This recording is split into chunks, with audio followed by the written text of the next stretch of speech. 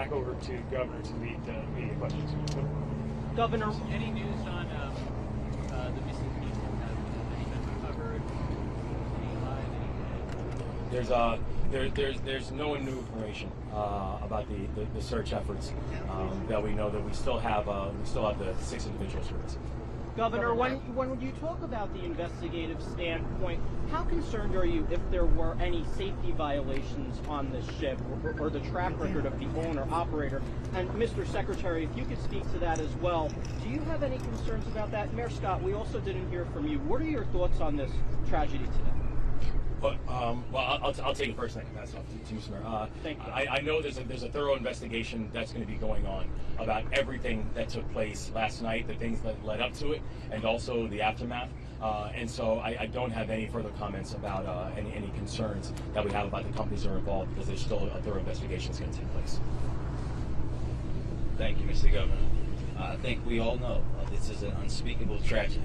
And while, as the governor just said, the investigation is still underway, all of that can wait.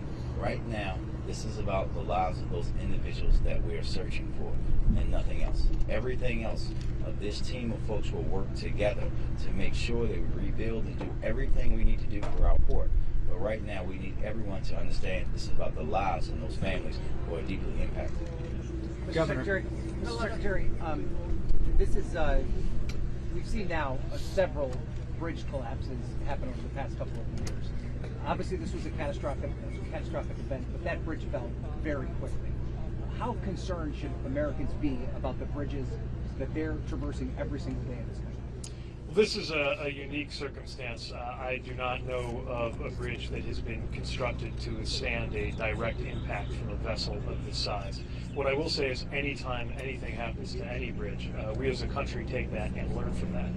Learning from incidents as diverse as what happened to I-95 in Philadelphia, what happened to I-10 in Los Angeles, or another case that we're learning a lot from here, which is the 2007 collapse of I-35 West in Minnesota. Let me emphasize that was a very different circumstance with very different causes.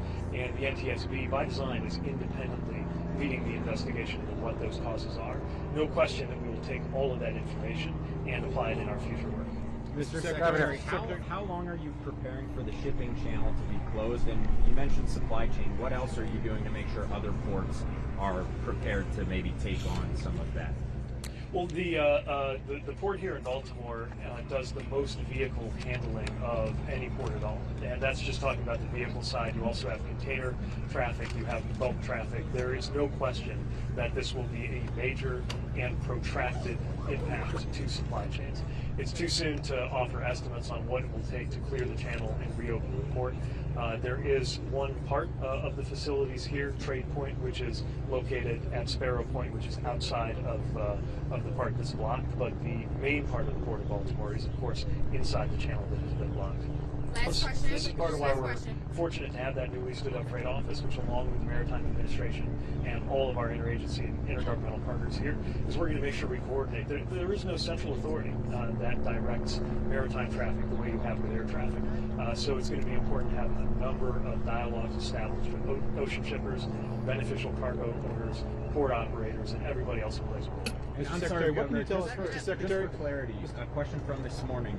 It was unclear if there were any vehicles on the bridge when the vessel hit it. Do you have an update now whether there were actually vehicles? No, there's still an investigation going on about which vehicles that we have on the bridge. The thing that we know that we also can verify, though, is the quick work of public officials and law enforcement who kept more vehicles from coming onto the bridge. They undoubtedly saved an innumerable amount of lives. So you're still looking for 6 people, and that's it, as far as you know. Our investigation has not changed. A member of the Baltimore City Council. Can you tell us about the companies involved? The companies involved here, the shippers, the owners, the insurance companies. Are you working with them? Thank you. Thank you all.